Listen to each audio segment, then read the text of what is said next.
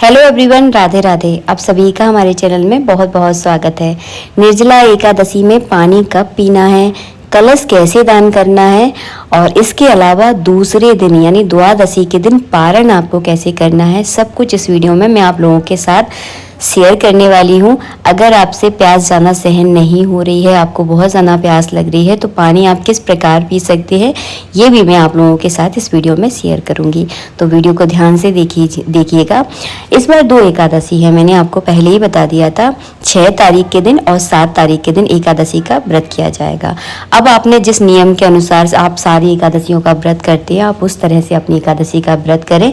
वैसे एकादशी का जब आप व्रत करते हैं तो उसका पारण जो है ना द्वादशी के दिन होना चाहिए, तो उस हिसाब से आप जरूर देख लीजिएगा। और निम्बारक संप्रदाय के अनुसार एकादशी का व्रत 7 तारीख को किया जाएगा। कुछ लोगों ने मुझसे ये भी पूछा था, दीदी आप कब करोगे एकादशी का व्रत? तो हमारे यहाँ हम लोग हमेशा लास्ट वाली एकादशी का व्रत करते हैं, तो हम 7 तारीख को एकादशी का व्रत करने वाले हैं।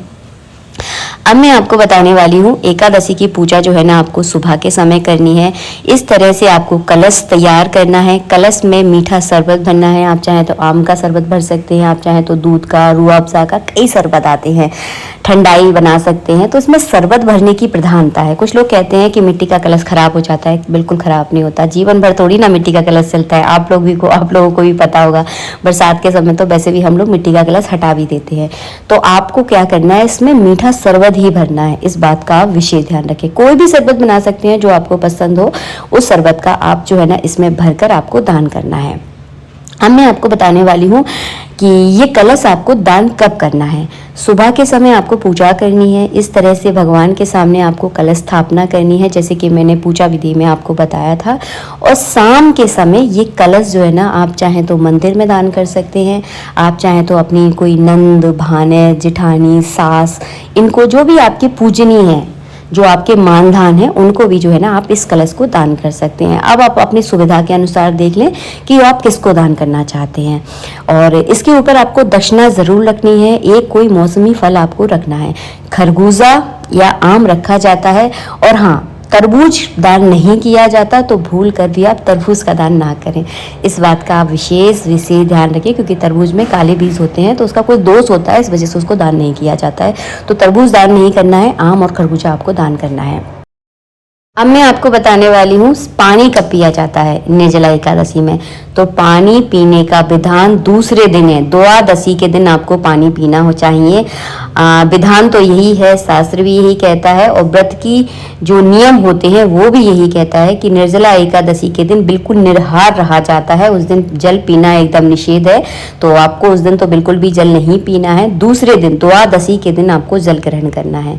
लेकिन कई परिस्थितियां ऐसी हो जाती हैं कि कुछ लोगों पर बिल्कुल सहन नहीं होता, बहुत ज़्यादा उनको प्यास लगती है, तो आपको क्या करना है, शाम के समय इस कलश को सबसे पहले आप दान कर दें।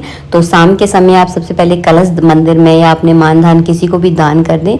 उसके बाद ठाकुर जी के सामने आपको किसी एक बड़े से बर्तन में जो है ना आपको एक शरबत बनाना है, मीठा शरबत तैयार करना है।